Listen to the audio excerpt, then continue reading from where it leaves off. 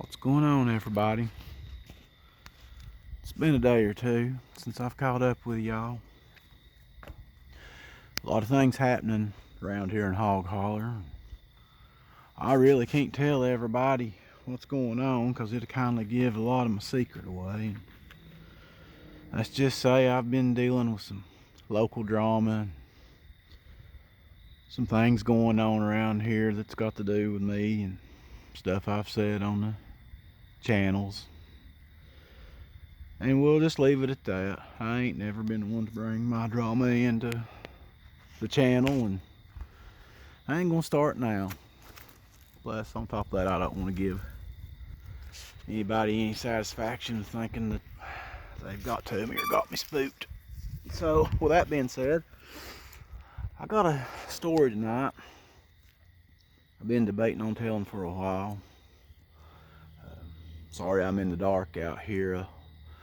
Sometimes I get some complaints on here. I wish you had more light.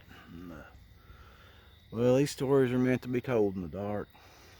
So I'm going to tell them to you, especially this one. This is a dark story.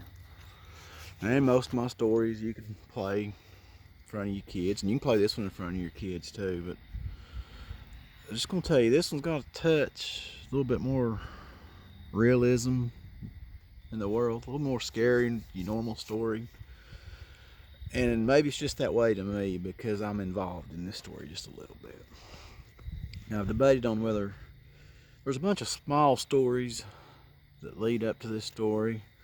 I debated on whether telling those or just sort of combining some of those and shortening them down a little bit to get to where I'm wanting to go with this story. But there was a place around here at the people back a long time ago, they called it Dark Hollow Road. And that's not its real name, that's just the name the locals gave it back years and years ago. Well, it's Dark Hollow, and then it's Dark Hollow Road. But there was a lot of weird and odd things happened on this road. You might say that some of the stuff that happened there was downright creepy. And there was a cause for this, because back in this hollow, if you got so far back in there, you had to walk on foot, and it's very well hidden. There's an old cave, and it ain't just your normal cave. This is a cave that nobody goes around or goes to, and there's a reason for that too. So let's get into it. The first time anything ever happened up through Dark Holler, and everything that does happen up through there gets blamed on this cave. There's an entity in this cave. There's something in this cave that's evil. And nobody knows exactly what it is. If it's a man, if it's a spirit, if it's a demon. People don't know. It's took several different forms, but it's very unexplained. And the Cherokee had a name for it that I was told.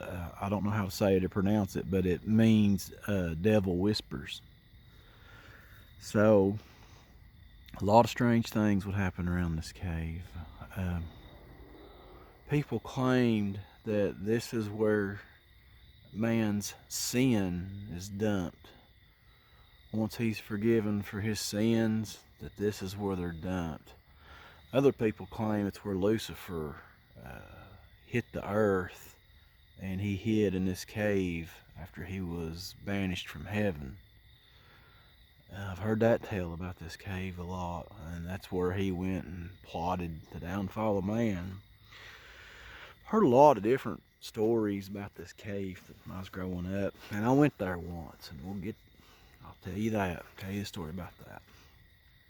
But here's some of the stories that went on up through Dark Hollow. First one comes to my mind. There was a man, and his name was Ray Clevenger. And he used to, when he'd get off from work, he hunted. If it was bear season, he'd hunt bear. If it was coon, he'd hunt coon. It didn't matter. He hunted, and he had a fortune in dogs. And he went hunting one evening when he got in from work, and one of his dogs didn't come back. So He went to work the next day without his dog coming back, and he told everybody while he was at work he's going to leave work a little early and go up on the ridge and see if he could find his dog. Of course, everybody knew to stay away from this cave up there. Nobody had to tell him. He knew himself. Nobody hunted or went around that cave. And he was never seen again.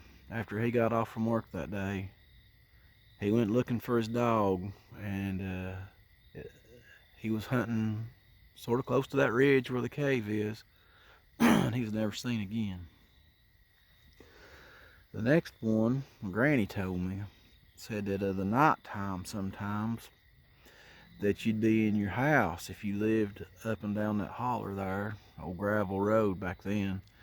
Said you'd be in your house in the evening, dark, and you could hear something walking down the road crunching in the gravel. And if you had dogs in the house or even outside the house, these dogs would act different when this would come, whatever this was, would come around. Instead of barking at it, they would growl. You'd hear them growl, and then the other ones would whine. The dogs in the house would try to get under something or to get under you, and the dogs outside, you'd hear them cry, or they would just flat out growl. And she said those people stayed in those houses, you'd hear those footsteps going down the road, just if you've ever heard anybody walk on gravel. Said they'd get out in front of your house, and if they stopped and didn't go any further, that meant something bad was going to happen. And usually something bad happened to those people that lived up and down through there. She said it was a horrifying thing, and this would happen once or twice every 4 or 5 months. You know, it scared the people to death. People would claim to see a man walking down the road when they would hear this. Walking down the road in a suit was one claim. Of course, you don't know. You know, that's just what somebody said. She said everybody was too afraid to look out the window. Said they was afraid this man or this thing would stop in front of their house if it saw them. A lot of people claim to never see nothing, just hear the footsteps. So, my aunt told me that a woman was working in her yard one evening, tending to her flower bed, and said here come her husband up through the driveway. And it wasn't time for him to be off from work yet. So he come staggering up through the driveway, through the dirt there, said he was just pouring the blood out of one side of his head, and fell to his knees. Well, she got up and took off running down the hill. When he fell, he sort of went out of sight. She couldn't see him. He was behind the hill where she was at. Said she got down there and he was gone. He wasn't there. Well, he come home from work that day, and she told him what she'd seen. And he laughed at her, told her she'd been in the sun too long. She's seeing things. And she didn't accept that excuse at all. Of course, people back then, they believed in warnings, and they believed in a lot of stuff that's been lost over the time. A lot of this stuff's still there. It's just people's lost touch with it. But a few days went by, and again, same thing happened. This time, she's out in the barn tending to goats, and she sees him come around the mailbox there around the corner, staggering up through the dirt driveway they got there. Just blood on one side of his head, pouring the blood. And she takes off running to him, and before she could get to him, he's gone. Just disappears in the wind. Comes home that day, and she's just a nervous wreck, you know. Seen this thing now and heard it come up the driveway and walking, seen you bleeding. Said then the other night we heard something walking in front of the house, and it stopped in front of the house. Said, I know something bad's going to happen. Well, he told her she's silly. Well, that weekend went by, and he supposedly was going to his buddy's house, do what people done back then, them old timers, get around and drink up some moonshine. And they sat around, they got a little bit brave. They wanted to go to the cave that night.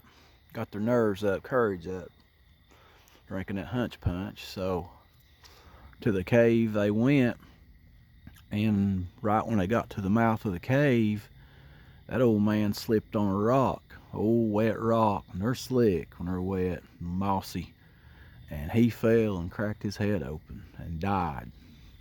They brought him home at night, carried him through the driveway, and there he was, just bleeding all over the place, just like she'd seen. And this all goes back to this cave. People blames whatever's in this cave, whatever walks these woods of the night, walks these roads. Something just ain't right in this cave, and how it got to be there, nobody knows. Like I said, people thought man's sins was dumped there, and it created this, and other people thought sure it was the devil's hiding place, but everybody could agree on one thing: this cave was evil. So growing up, I'd heard a lot about it. I heard a lot about it from preacher. I can remember being young and letting the preacher go around and let everybody ask a question. Church and Sunday school got done a little early, and of course people would ask about the Bible and some of the people in the Bible. And I can remember one little boy, he always wanted to know about the cave. He'd ask that preacher, what's in that cave up there? And you could tell he would get upset. He didn't want to talk about it. He did not want to talk about that cave at all, especially in front of the little girls that was there. But he got us boys together one day, and he told us a few stories about that old cave. He said there's nothing to worry about the cave anymore. He said it's been back a few years ago. He said the congregation of the church decided that something needed to be done. So all these preachers got together of different religions and stuff, and decided that we're going to have to do something. This thing's in the community, and we don't know what's going on, and we don't know what it is. Don't really know if we even believe in what's going on up there, but to satisfy the people around here, let's try to do something. So somebody got the idea that on Easter morning they'd go up to that cave right before sunup, and they'd cancel their sunrise services for that morning, and anybody that wanted to go up there to that cave could go with them, and they would sing hymns, and these preachers and these pastors were going to do something to take care of this. Well, come that Sunday morning, nobody showed. Nobody but the preachers. And it poured the rain, they said. But on their way up to the cave, you always could see carcasses of old goats and pigs and stuff, and nobody knew how those was getting there. And there was always snakes around. It was a real snaky area. It still is to this day, very snaky. But they make the pilgrimage up to the cave, and it's not an easy walk to make by no means. Like I say, I've been there one time before, and I'll tell you about it. But they get up to this old cave, and for the first time, he says you can see back into the cave. See, the mouth of the cave had always been black, and you never could see 2 foot into the cave to see what was back there. They said on this morning here that you could see back in the cave for the first time that Easter morning. And what they did there, I don't know. He wouldn't tell me. I don't know if they buried something at the portal, the mouth of this cave. I don't know. They buried pages out of the Bible, poured holy water around. I don't know, but they done something. They had a sermon. And they can find in one of the old, what you might call medicine men, shaman of the Cherokee that used to be around here. He really wasn't a shaman, but he was as close as you was going to get for that time back in the day. Helped them. And so whatever they done that morning supposedly contained that evil to that cave. And nobody had nothing to worry about as long as they didn't go into the cave, or as long as what was done there wouldn't be undone. So that's what led me to believe something was buried, because when he said wasn't undone, that means something, you could do something to undo what they had done.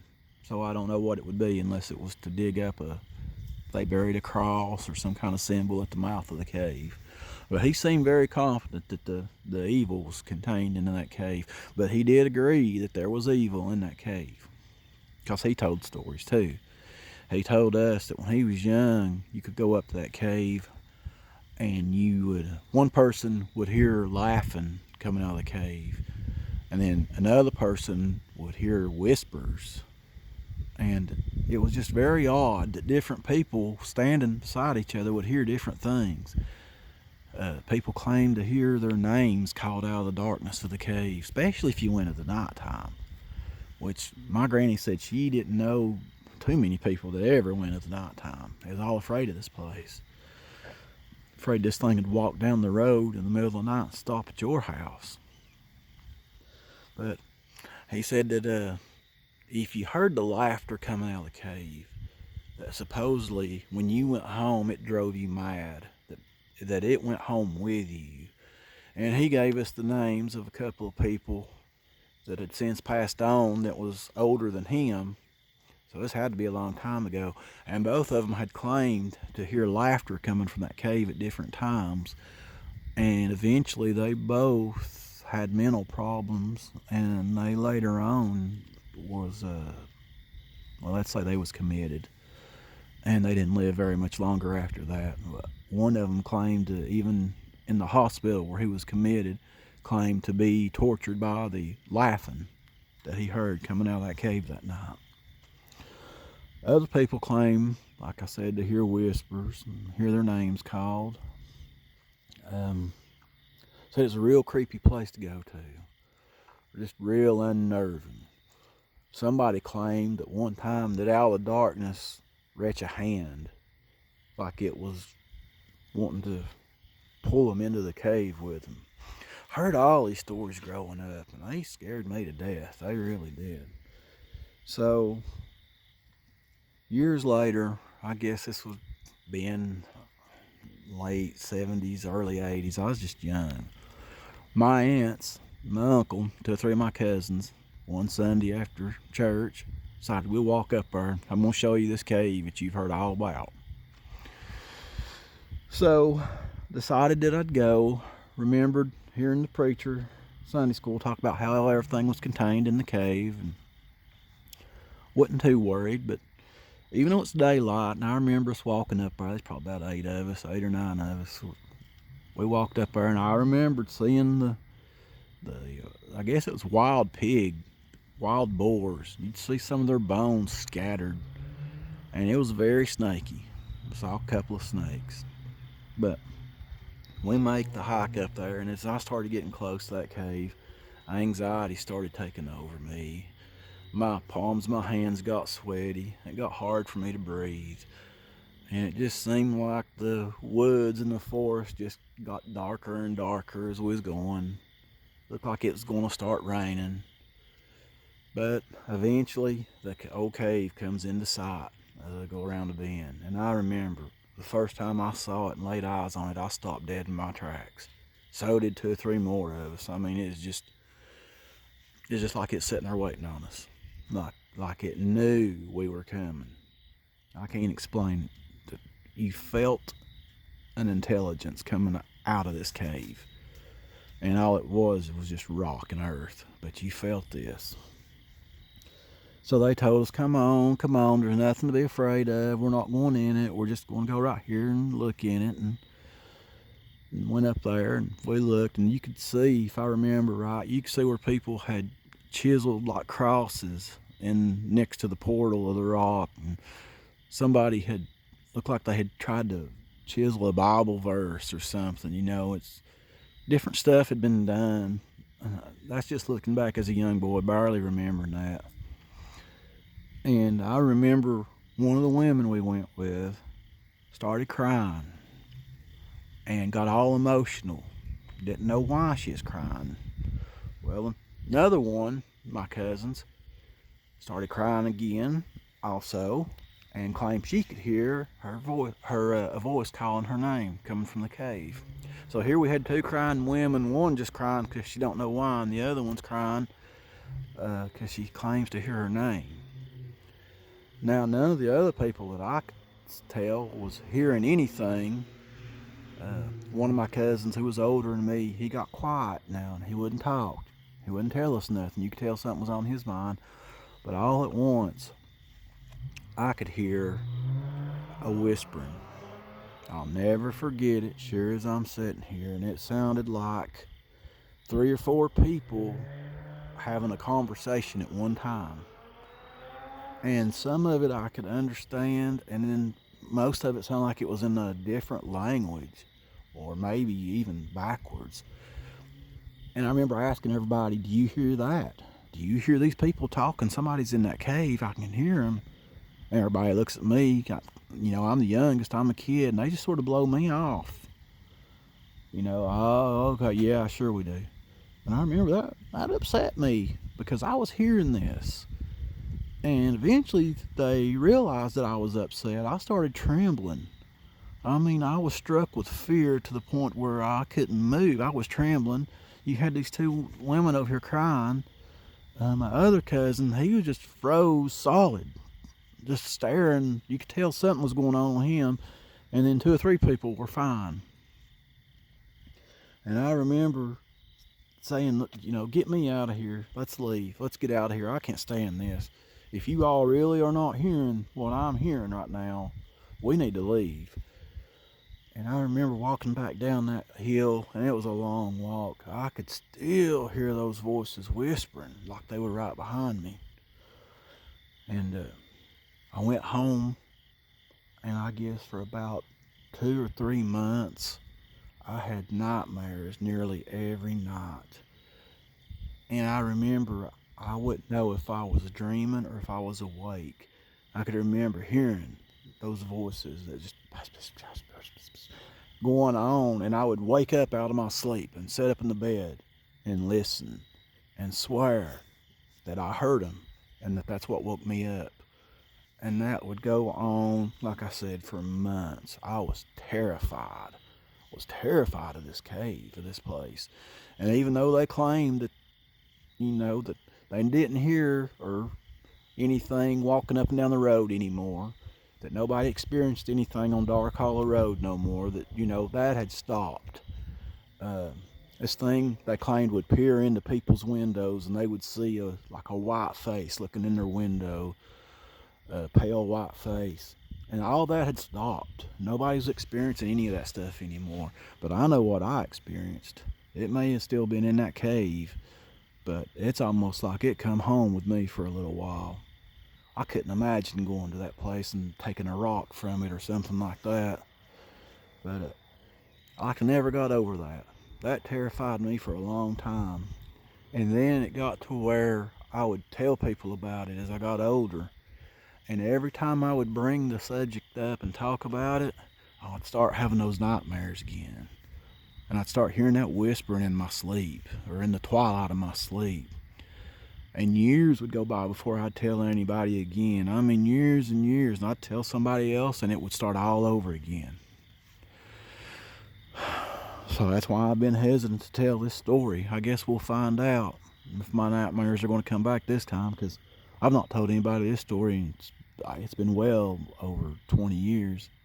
It's been over 25 years since I've talked about this. Because those nightmares were horrifying. The stuff I would see, the creatures or beast or whatever they was that I would see. And then I would dream that I would hear the walking outside my window, like somebody crunching in the leaves walking. If you all been in the mountains, you know that sound, but it would sound like somebody just walking along, stepping, and then all of a sudden it would just stop, and I would wake wide up. I mean, instantly, remembering the tales about the gravel, something walking in the gravel. So I've put this story off for a long time, not wanting to tell this story. There's another reason I told this story. Dark Hollow Road is now named something else. I won't go into that. Nobody around here even remembers that it was even called Dark Hollow Road, I bet now. It's been so long ago. But every now and then, some of my buddies, they still hunt, and they turn their dogs loose. And every now and then, when the dogs go over toward that end of the ridge to hunt, he'll have some not come back. Or he'll hear them cry and whimper. I mean, it's kind of strange.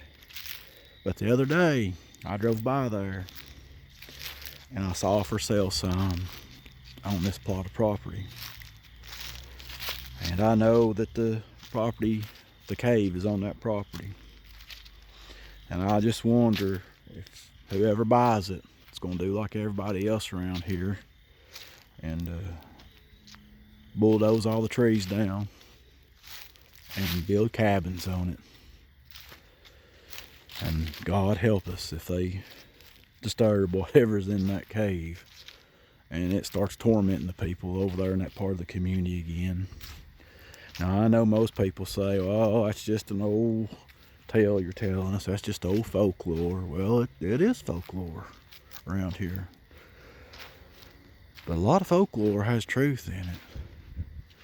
And when the preacher and my grannies, my aunts tell me stories about stuff like this, and I'm listening to them tell it, and I see fear in their eyes and anxiety, you know, I know it. I know it's true. I believe it. There's things in these old mountains and woods that can't be explained, and I cannot explain to you what was living in that cave. A lot of people thought it was a vampire that lived in the cave. Nobody knew. A lot of people thought it was the devil himself, but nobody could put their finger on exactly what it was. You know, different people would see different things. Stuff would walk in the wood line right beside you. What my granny said when you'd walk down the road. Said she'd go down the road to borrow some sugar or some milk from a neighbor in the broad daylight. Said you could hear something just walking up in the tree line, crunching in them leaves, walking beside you. Terrified her. Terrified her. But anyways, guys, I thought I'd drop that story on you there. I'll try not to stay gone so long next time. Like I said, there's going to come a day when I can tell everybody what's going on. Right now, I can't. Right now, there's just a little bit of drama going on. Me going up in the graveyard and walking around and has to do with all that. And some of my stories have upset some people around here, and they've upset me. So we'll just leave it at that. Like I say, I'll be able to tell y'all one day who it is and how they're trying to intimidate and what they're trying to do. But that's another story for another time, guys. I love y'all, and I'll get off from here. And like I say, I won't be gone so long next time. I'll be back, and we'll get together and talk some more. And if I don't see y'all before Halloween, you all have a great Halloween. And I'll be back with another scary story soon. Thanks, guys.